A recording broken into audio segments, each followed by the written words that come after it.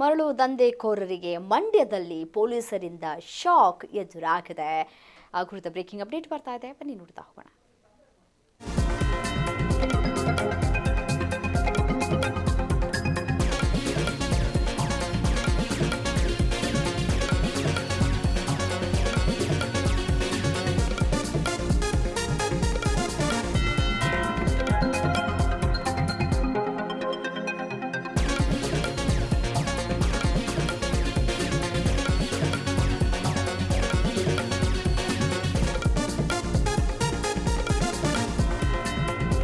ಮಂಡ್ಯದಲ್ಲಿ ದಂಧೆಕೋರರಿಗೆ ಪೊಲೀಸರಿಂದ ಶಾಕ್ ಎದುರಾಗಿದೆ.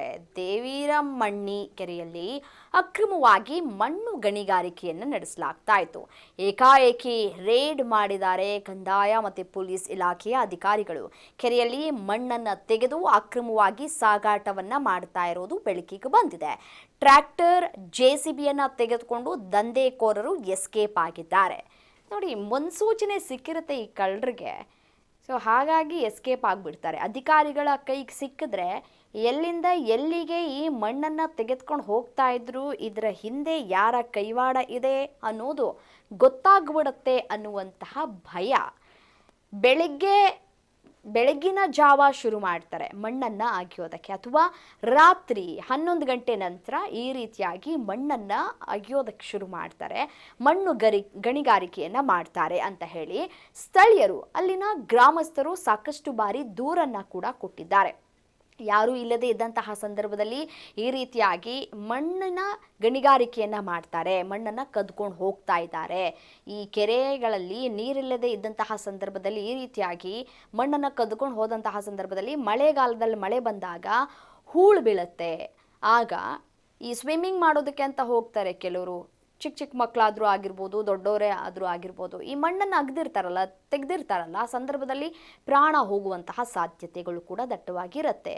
ಅದು ಯಾವ ರೀತಿಯಾದಂತಹ ಅವಿವೇಕಿ ಕೆಲಸಗಳು ಮಾಡ್ತಾರೆ ನೋಡಿ. ಏಕಾಏಕಿ ರೇಡ್ ಮಾಡಿದ್ದಾರೆ ಕಂದಾಯ ಇಲಾಖೆಯ ಅಧಿಕಾರಿಗಳು ಜೊತೆಗೆ ಪೊಲೀಸ್ ಇಲಾಖೆಯ ಅಧಿಕಾರಿಗಳು. ರೇಡ್ ಮಾಡುವಂತಹ ಸಂದರ್ಭದಲ್ಲಿ ಮಣ್ಣು ಕಳ್ತನ ಮಾಡಿರೋದು ಗೊತ್ತಾಗಿದೆ. ಕೆರೆಯಲ್ಲಿ ಮಣ್ಣನ್ನು ತೆಗೆದು ಅಕ್ರಮವಾಗಿ ಸಾಗಾಟವನ್ನು ಮಾಡ್ತಾ ಇರೋದು ಬೆಳಕಿಗೆ ಬಂದಿದೆ. ಟ್ರ್ಯಾಕ್ಟರ್ ಮತ್ತು ಜೆಸಿಬಿಯನ್ನು ತೆಗೆದುಕೊಂಡು ದಂಧೆಕೋರರು ಎಸ್ಕೇಪ್ ಆಗಿದ್ದಾರೆ. ಇನ್ನೇನು ಬಂತು, ರೇಡ್ ಮಾಡಿದ್ರೆ ಏನು ಯೂಸ್ ಇಲ್ಲ. ಟ್ರ್ಯಾಕ್ಟರನ್ನು ಕೂಡ ತೆಗೆದುಕೊಂಡು ಹೋಗ್ಬಿಟ್ಟಿದ್ದಾರೆ, ಜೆಸಿಬಿಯನ್ನು ಕೂಡ ತೆಗೆದುಕೊಂಡು ಹೋಗಿದ್ದಾರೆ ಅನ್ನೋದು ಗೊತ್ತಾಗ್ತಾ ಇದೆ. ಯಾರ ಬಂಧನವೂ ಕೂಡ ಆಗಿಲ್ಲ ಅಂತಂದರೆ ರೇಡ್ ನಡೆದು ಏನು ಪ್ರಯೋಜನ ಅಲ್ವಾ?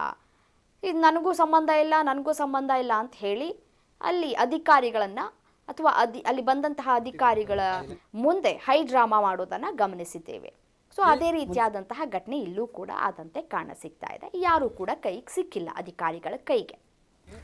ಒಂದು ವರ್ಷದಲ್ಲಿ ಅವ್ರೇನು ಮಾಡೋದು, ಟೆಂಡು ಕೂಗಬೇಕು, ಮುನ್ಸಿಪಾಲಿಟಿ ಟೆಂಡು ಕೂಗಬೇಕು, ಎಲ್ಲ ಆದಮೇಲೆ ಡ್ರೈನೇಜ್ ಎಲ್ಲ ಮಾಡ್ಕೊಡ್ತೀವಿ. ಈಗ ನಮ್ಮದು ತೋಟ ಎಲ್ಲ ಕುಳ್ಗೈತೆ, ಊರು ಬಂದು ವಜ್ಜೆ ನೀರೆಲ್ಲ ಅನ್ನಿದ್ದೆ ಬೇಕಾದ್ರೆ ಸ್ಟಾರ್ಟ್ ತೋರಿಸ್ತೀನಿ ಬನ್ನಿ. ಆಯ್ತು, ಅದು ನೋಡೋಣ ಅಂತ. ಇವ್ರು ಚಂದ್ರು ಬಿಡಿ. ನೈಸರ್ಗಿಕ ಸಂಪತ್ನ ನಾವು ಈ ಥರ ಹಾಳು ಮಾಡೋದು ಸರಿನಾ ತಪ್ಪ ಅಷ್ಟೇ ನಾನು ಹೇಳ್ತಾ ಇರೋದು. ಅಧಿಕಾರಿಗಳ ಮುಂದೆ ಕೇಳ್ತಾ ಇರೋದು. ನಾವು ರೈತರ ಮಕ್ಕಳೇ ಅರ್ಥ ಮಾಡ್ಕೊಳ್ಳಿ. ಸುಮ್ಮನೆ ಹಿಂಗೆ ಅಡ್ಡಾದಿದ್ದಿ ತೆಗಿಯೋದಲ್ಲ. ಹಿಂಗೆ